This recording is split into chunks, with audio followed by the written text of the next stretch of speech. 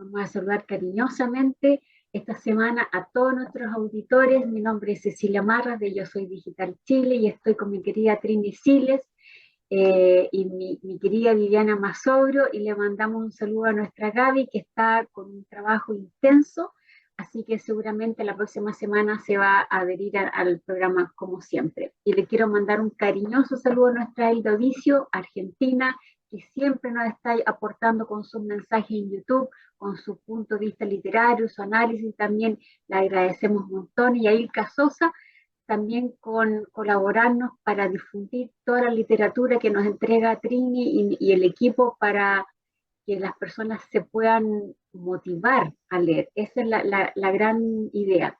Y para las personas que se están uniendo a nuestro programa recién, que hemos dado, nos han dicho que son nuevos en nuestro programa, les quiero recordar que Trini es licenciada en castellano con un diplomado en didáctica de la enseñanza de la literatura en la Universidad Católica. Hoy activamente está haciendo muchos cursos y uno de ellos en la Católica, así que si quieren todavía se pueden integrar. Hoy día es el primer día y si no se ponen al día rápidamente con los temas. Y nuestra Vivi es formadora de formadores. Ella obviamente su carrera la hizo en Argentina y hoy día podemos estar con ella en Chile haciendo labores ahí para el adulto mayor con todas sus ganas. Así que y ahora le doy el paso a Trini para que nos cuente cuál es el cuento de la semana para entretenernos. Adelante, Trini. Bueno, buenos días a todos, queridas compañeras. Hoy les traigo un cuento de un escritor argentino, Pedro Mairal, que pertenece a una antología que se llama, tal como el título del cuento, Hoy temprano. Este libro es del año 2001 y voy a tratar de leérselos en forma pausada para tratar de abordar bien el cuento. Hoy temprano. Salimos temprano. Papá tiene un Peugeot 404 Bordeaux recién comprado. Yo me trepo a la luneta trasera y me acuesto ahí a lo largo. Voy cómodo. Me gusta quedarme contra el vidrio de atrás porque puedo dormir.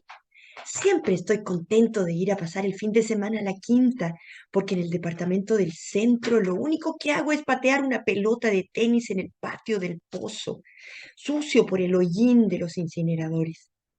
El viaje a la quinta me saca de ese pozo. En la calle hay poco tránsito.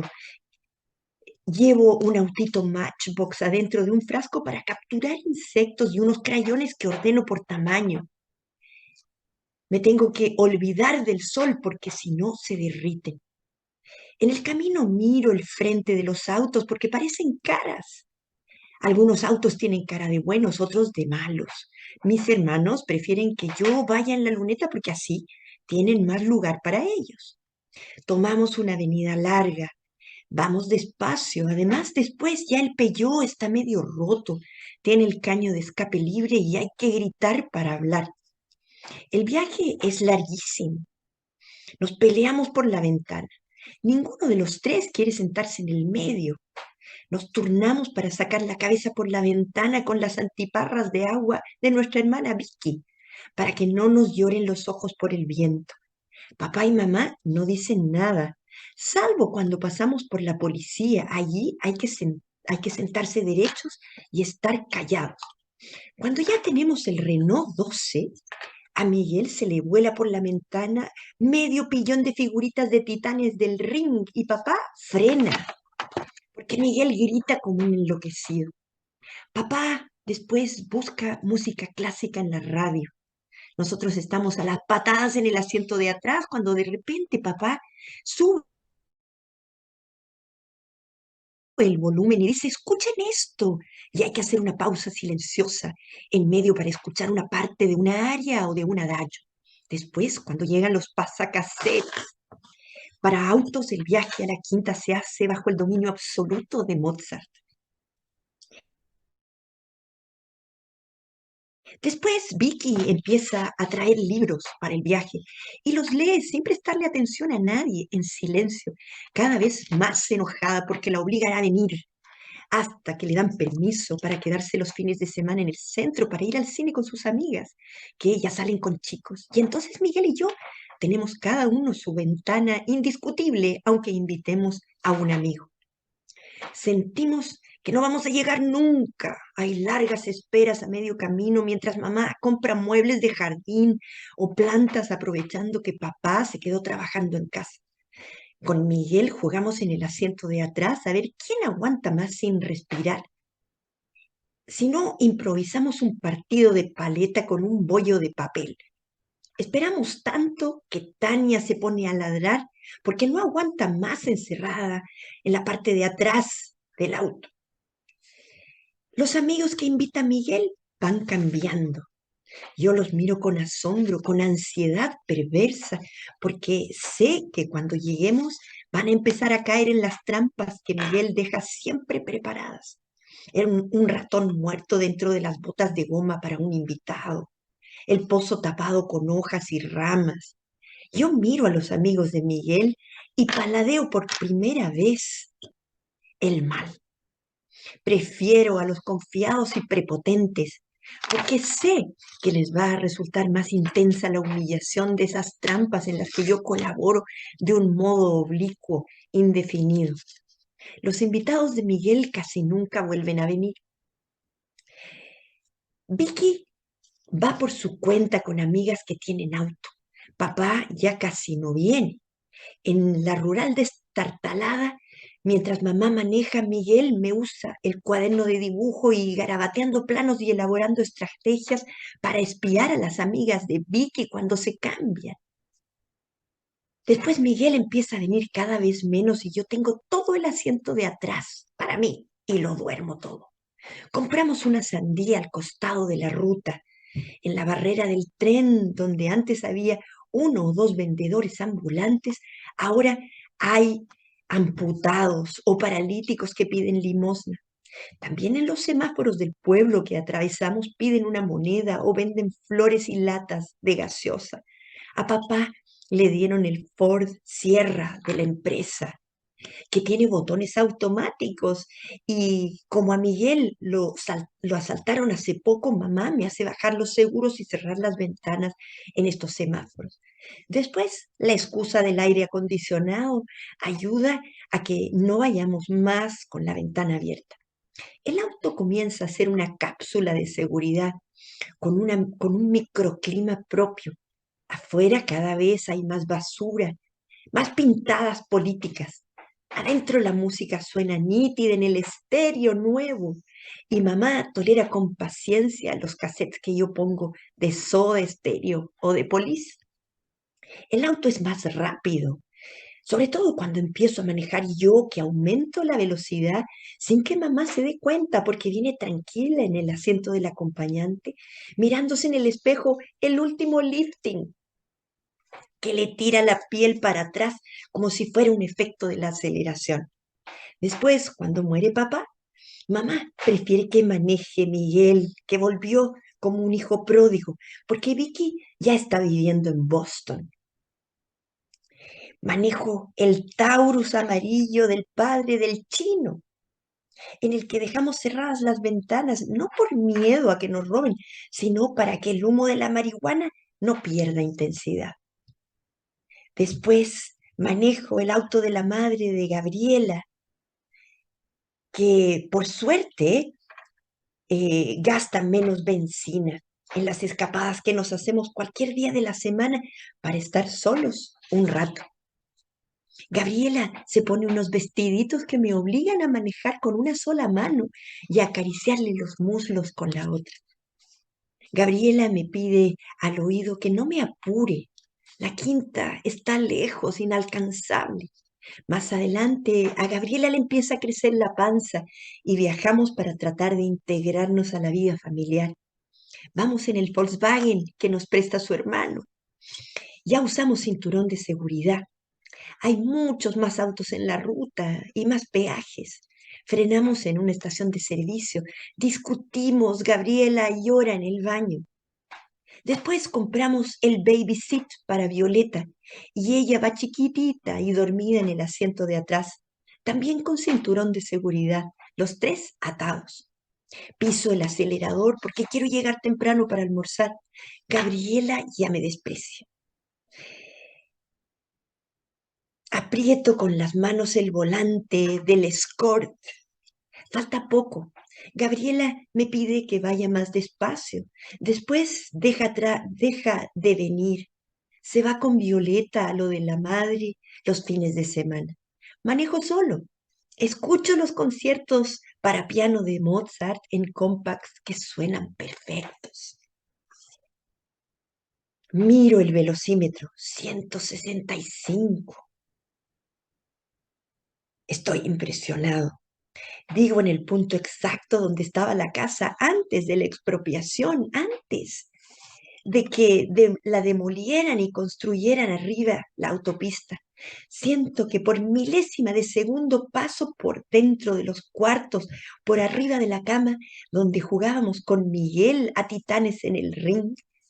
Ahora es un malón incesante de autos que pasa por encima del fantasma de la casa. Son las 12 en punto y el sol resplandece en el asfalto.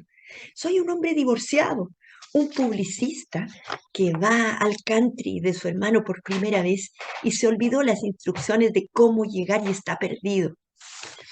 Un hombre que no sabe dónde frenar y sigue viajando en el auto desde que salió hoy temprano, hace mucho, acostado en la luneta de atrás. Hubiera sido interesante prestarle un GPS para que finalmente no se perdiera. Pero ya no llegó a tanto el protagonista, ¿no? ¡Qué cuento más alucinante! Me encanta este cuento porque juega con el tiempo de la vida y lo hace de una manera extraordinaria.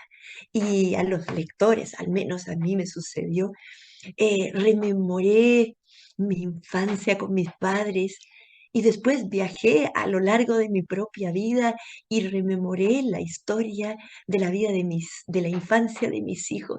Y me sucedió algo muy similar a lo que narra este protagonista en forma tan sensacional, cotidiana, em, demostrándonos la vida de todos en estos tramos que nos tocó vivir de chicos, después de adolescentes, después ya de pololos, después de marido y mujeres, de padres, abuelos.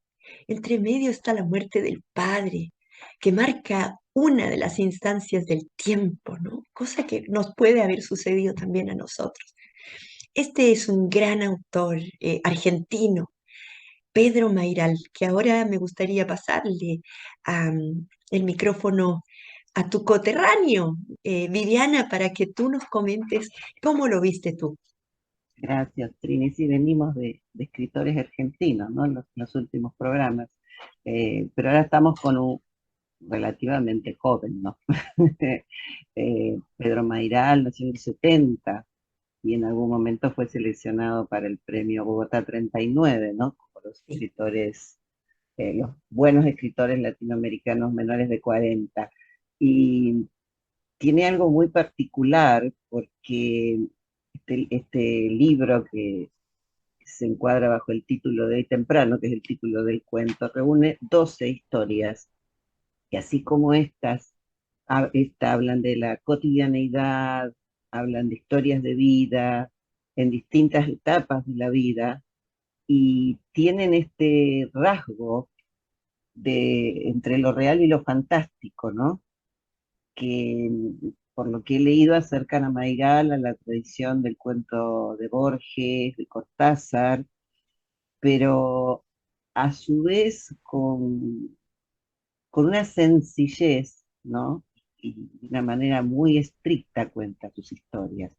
Entonces es muy interesante y creo que es una especie de gentil trampa para los lectores, porque uno va leyendo de una manera lineal, va sobrevolando el cuento y de pronto se encuentra con hitos dentro de él que dicen, no, pero esto me está diciendo otra cosa. Y creo que eso es lo fantástico de los escritores. Y el propio Mayral dice, ¿no? Que lo bueno es que el lector se sorprenda, intuya, hipotetice y no que se lo demos todo explicado y clarito. Y creo que el título de este cuento, que es un cuento simple, ¿no? Porque uno puede decir, ah, hoy temprano, no sé, desayuné, hoy temprano tengo que ir a hacer un trámite. Sin embargo, ese hoy temprano, cuando uno lo empieza a analizar, tiene que ver con el hoy temprano de esa salida de la propia historia hacia la quinta de fin de semana, ¿no? Que algunos argentinos tenían la posibilidad de tener como válvula de escape al encierro de la ciudad, como bien cuenta el protagonista, pero también ese hoy temprano está hablando del presente del protagonista, ya un adulto, un publicista, divorciado, con una niña, ¿no? Donde pareciera que en ese viaje se le confunden o se le mezclan fantasmagóricamente, imaginativamente, no sé, eso queda a cargo de cada lector, los tiempos de su existencia. Y si bien en esta historia hay una presencia fuerte del espacio y del tiempo, ¿no? Que el espacio parece ser siempre el mismo, el recorrido entre el departamento del centro, que sería el departamento en la ciudad de Buenos Aires, a la Casa Quinta. Sin embargo, ese espacio se resignifica, se reconfigura, adopta distintos aspectos, distintos modos, según las etapas de la vida del protagonista y según cómo lo recuerda el protagonista. Y a través, o sea, es la excusa, ¿no?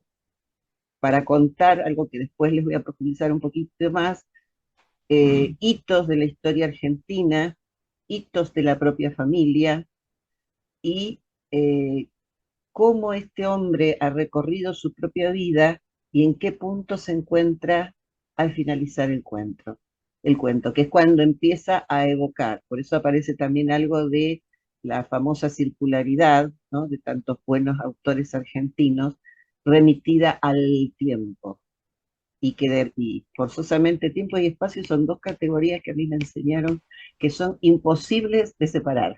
O sea, siempre están sesgadas. Y el tiempo es tan fuerte que antes de ponerme a leer a Mairal, no sé por qué, será porque no sabía ni siquiera qué cuento venía, me puse a escribir justamente un cuento que se llama El tiempo, también un título simple, pero que también tiene que ver con evocaciones, con cómo uno lo vive, con cómo uno lo percibe, y cómo a veces el tiempo los sorprende o los sacude de maneras inesperadas. Así que bueno, adelante Ceci, sigamos recorriendo el cuento.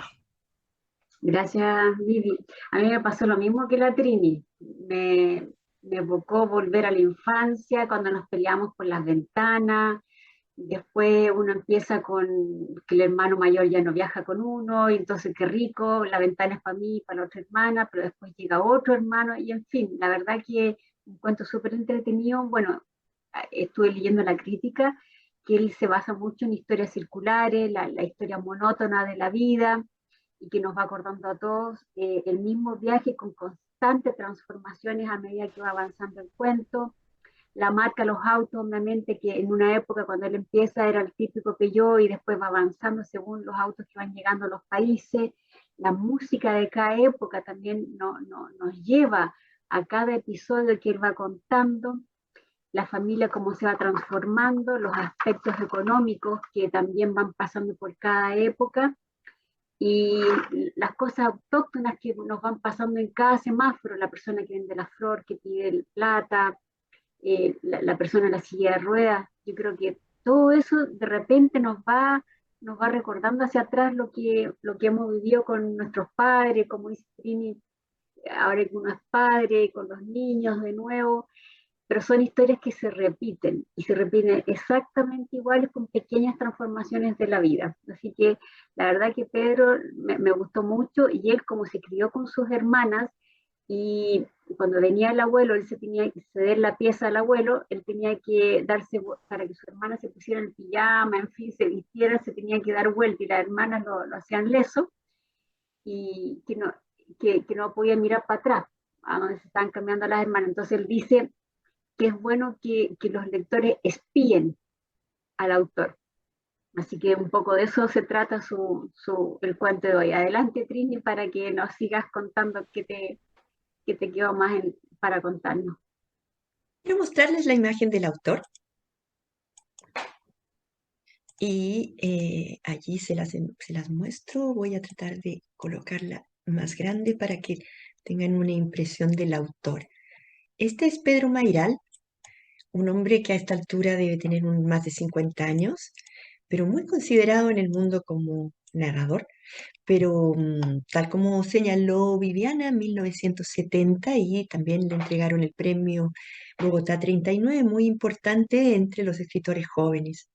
Pero me quiero ir a sus libros. Tiene dos antologías, Hoy temprano y Breves Amores. Tiene mucha poesía y con eso quiero terminar después al final de mi intervención. Tiene libros de no ficción y como al final aparecen los premios y reconocimientos que afortunadamente le han ido llegando. Pero y novelas, estas 4 novelas, la última es la de la uruguaya y tuvo mucho éxito con la primera, Una noche con Sabrina La. Pero ¿qué hay en su literatura? ¿Qué se ha dicho de él? Creo que quién mejor que los críticos han captado estos aspectos.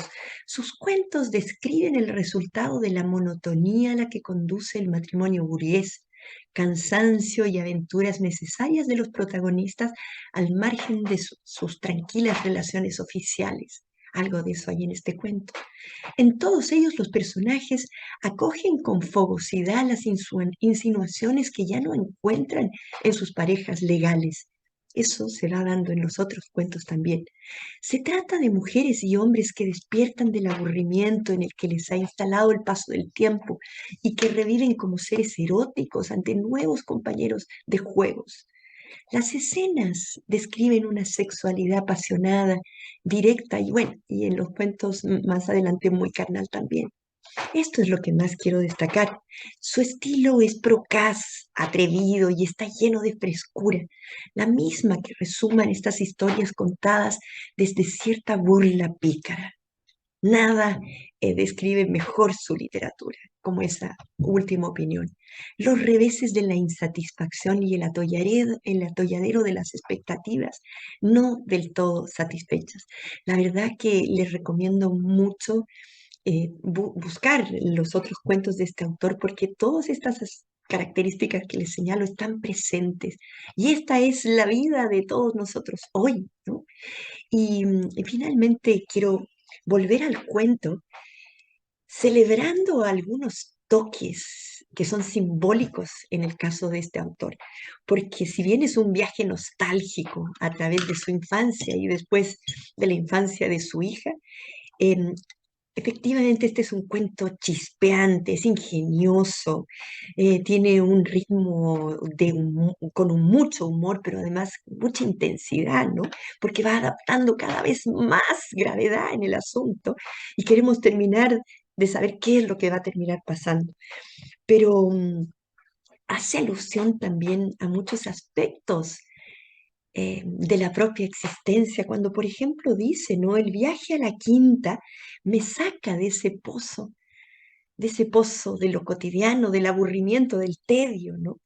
Pero hay por otro lado en, en este texto tan corto, pero de una profundidad interesante, porque hace una crítica fiera también a los sistemas políticos que le tocó vivir a Argentina, al consumismo, a las competencias que se daban entre hermanos de chico y que a veces terminaban incluso siendo muy crueles, ¿no? Al desgaste de las relaciones humanas. Pero es muy novedoso y resulta además fascinante la manera en que él con mucha inteligencia maneja el lenguaje. El lenguaje que a veces también es muy intenso, ¿no? Por ejemplo, cuando hace alusión a, al hecho de que a ella ya, porque a los hijos los obligaban a ir,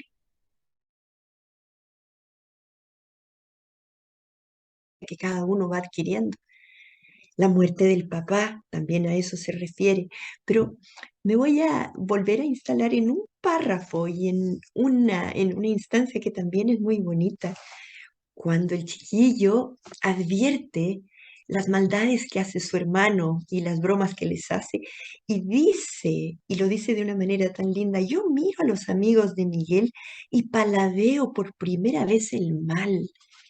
Él lo descubre solo a través de las travesuras que hace su hermano, ¿no?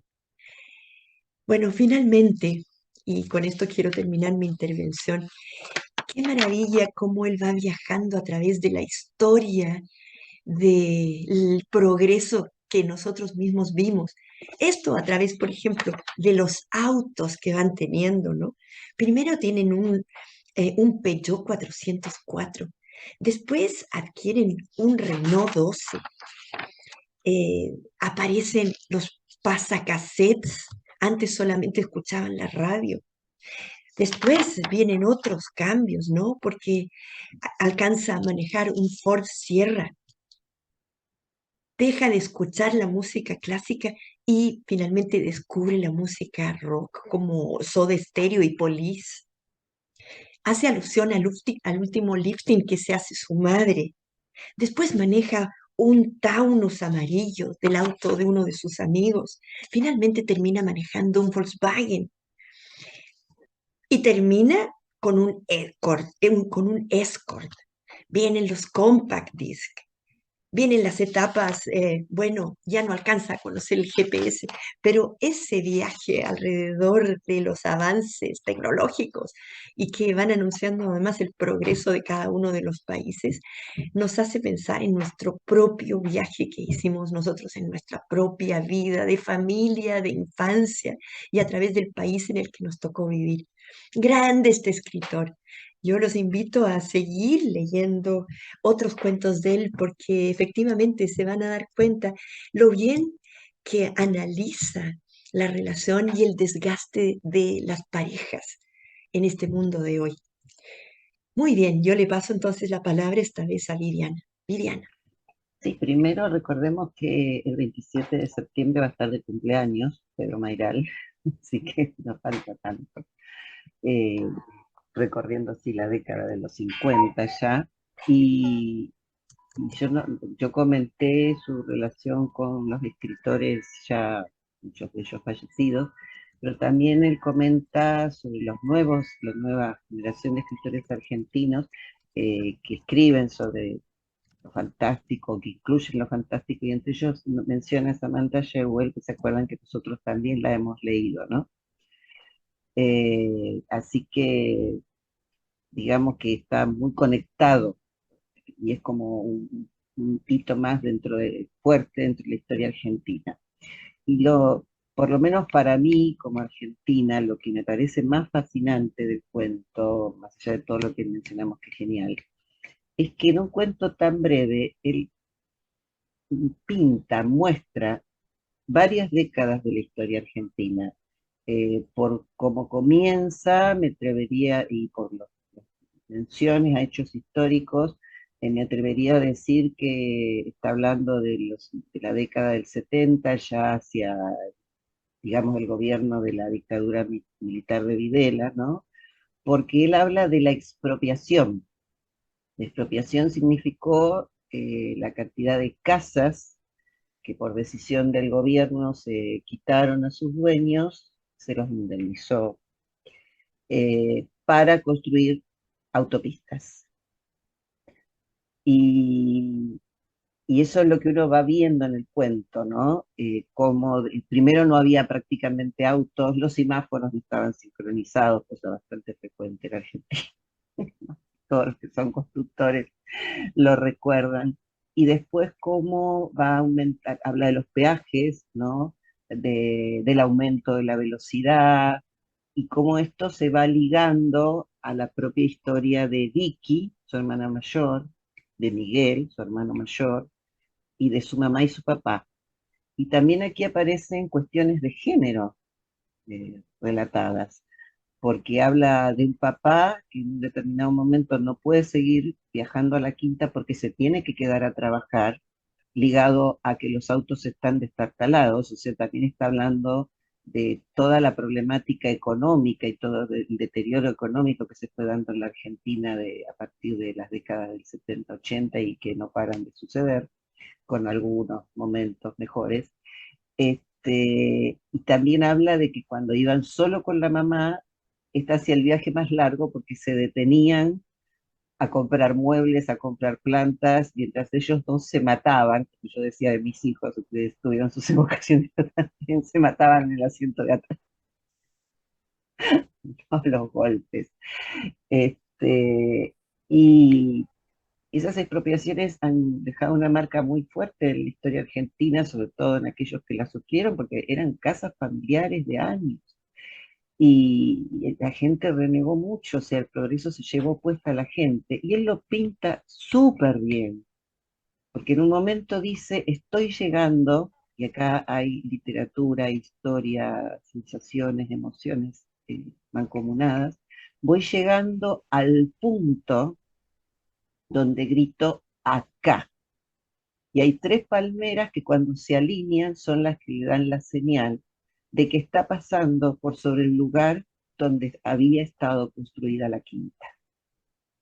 O sea, uno tiene la sensación que en ese momento, sí, como dijo Ceci, nos permite espiar a los lectores sobre el dolor de esa pérdida, pero no en sí tal vez de la casa como objeto material, sino de esos años, ¿no? De esos años donde él podía viajar en la luneta del auto. A mí eso me impresionó, porque mis hijos son del 78, del 76 y el 77, y nunca pudieron, nunca se me ocurriría viajar en la luneta de la que viajaron en la luneta. Y él dice claramente, no era peligroso. Pero vemos que Violeta, su pequeña, ya va con la sillita y con el cinturón, ¿no? Uno diría detalles niños, pero justamente lo que uno rescata y lo que rescatan los críticos, como nos comentaba Ceci, es cómo aborda la cotidianeidad de una manera fascinante. Y él, asimismo, Cecilia nos hablaba de los lectores como espías, y él mismo relata que esta situación de compartir dormitorio con sus hermanas lo convirtió en una especie de voyeur, y que desde ahí escribe, ¿no? Desde el rol de voyeur, de mirón, de observador. Eso me pareció súper importante. Y cómo, continuando con este relato sobre pasar por sobre la casa, dice que recuerda los cuartos, la cama donde también peleaba con Miguel, y uno de los aspectos cotidianos que suele mencionar Mayral en sus cuentos, aquí se ve retratado en algo como la televisión, ¿no? Cuando habla de titanes en el ring, yo no sé el impacto, tal vez fue el mismo, no sé, que tuvo en Chile, pero en Argentina para los chicos era fascinante, ¿no? Martín Caradagian fue como el ídolo, lo viví como mamá, por mis hijos, ¿no? Aunque las mamás no nos gustaban. Eh, Me estaba refiriendo al Sodre, que es una emisora uruguaya, que sí pasaba música clásica, y, y es muy interesante ver que este papá escuchaba en pasacassettes a Mozart, y cómo él, después de recorrer Soda Stereo, de Police, o sea, la música propia de los adolescentes y de los jóvenes, también escucha a Mozart, pero ya en formato CD, ¿no? Entonces, lo familiar tiene una fuerza muy grande, y no sabemos hasta qué punto es autobiográfico, pero en entrevistas que se le han hecho, él dice que hay mucho de él, hay mucho de él en la mayoría de sus historias, ¿no? Y yo quería, cuando Trini habla de las pinceladas, ahí hay una frase, cuando él ya viaja con su pareja, a la que se le nota la panza, dice, ya usamos cinturón de seguridad, ya empezamos a tener miedo de morirnos y faltan pocos kilómetros. Los años pasan hacia atrás cada vez más rápidos. Y acá hay un punto, no sé, tal vez a mí me hace más impacto por ser argentina, cuando él habla que a Miguel lo habían asaltado. La inseguridad también, hace ya varias décadas, marcó un hito en la historia argentina, en que uno no tenía rejas en la puerta de la casa, uno no necesitaba viajar con las ventanillas levantadas, pero llegó un momento en que sí, y esto queda reflejado en el cuento también. O sea, fíjense la cantidad de detalles, ¿no? que le hacen resonancia.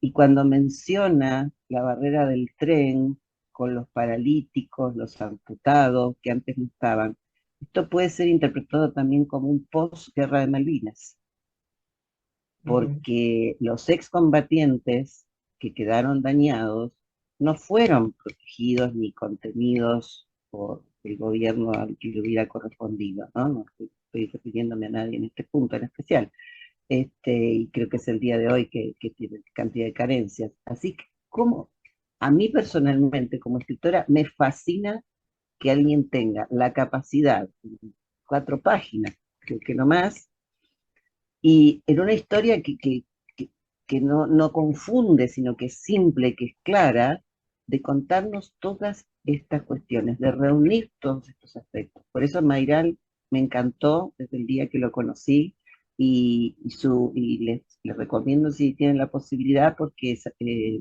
Sabrina Love, Una noche con Sabrina Love, su primera novela, fue llevada al cine. Así que para los que nos gusta combinar literatura y cine, también los invito a buscar la película y verla porque además es un hito en la historia de la cinematografía argentina. Bueno, gracias Trini por acercarnos a este cuento y gracias por la mañana compartida. Gracias, Vivi. Otra cosa que yo me acordaba, ¿quién como los hermanos nos jugamos los titanes del ring al día de la cama, simulando todo eso, las ciruelas verdes o lo que sea, el damasco verde que lo tirábamos a la piscina y había que bucear abajo en las aguas, todo eso? Y cuando uno pasaba por los carabineros, ¿qué era lo primero que el papá nos decía? Quédense callados, no abran la boca. La verdad que Pedro Mairal, como dice Vivi, en 4 hojas nos hace vivir la vida de toda, desde que somos pequeñitos hasta adolescentes, que estamos con los papás. La verdad que es un cuento mágico. Y yo invito a la generación nueva, de los 90, 80 y tanto hacia arriba, lean este cuento porque aquí hay cosas que ustedes no vivieron. Así que les recomiendo que lean el cuento y pregunten a sus padres qué fue lo que vivieron de acá y lo más probable es que les van a decir, vivimos todo eso y más. Así que ahora quiero darle el pase a Trini porque nos va a leer una poesía de Pedro. Adelante, Trini. Sí, quiero terminar mi última intervención con un aspecto más de este hombre que revela un poco también la postura de estas generaciones que son más libres o que han logrado cierta libertad que quizás nosotros no tuvimos. Él en su momento partió su vida de estudiante cursando medicina. Quería darle un poco el gusto a los papás de continuar con una profesión tradicional, como eran médicos, abogados, ingenieros comerciales. Sin embargo, con el tiempo él se empieza a desesperar. Él no siente que tenga la vocación para la medicina en absoluto. A él lo que le gusta es escribir y tiene una sensibilidad muy rica para poder escribir, por ejemplo, poesía y se decide entonces a los 21 años a cambiarse de carrera y ingresa entonces a la Facultad de Letras en la Universidad de El Salvador y en el año 1994 publica entonces su primera poesía. Y lo hace muy bien, ¿ah? Y desde entonces no ha dejado el ámbito de la literatura y bueno, ha incursionado en esa vía y ha publicado muchísimas cosas, pero la sensibilidad íntima que tiene con la poesía, de alguna manera también la traspasa a su prosa y es por eso que se hace mucho más cercano a los lectores. Al menos a mí me sucedió que este hombre me habló al corazón con ese cuento y lo sentí muy cercano y muy familiar, como si fuera un primo el que nos estuviera contando esa historia. Y voy a terminar entonces con un poema precioso, muy emocionante, que él escribe en, este poema está publicado en El Consumidor Final y se llama Con ademán antiguo. En el vapor del baño se dibuja desnuda y luminosa.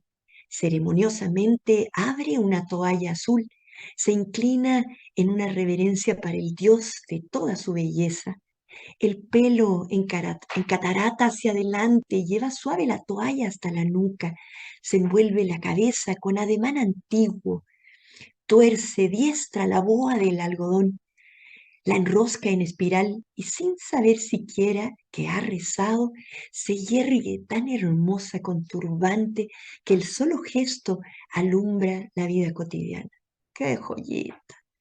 La verdad que a mí me emociona muchísimo este hombre y este poema y este cuento que nosotros analizamos hoy.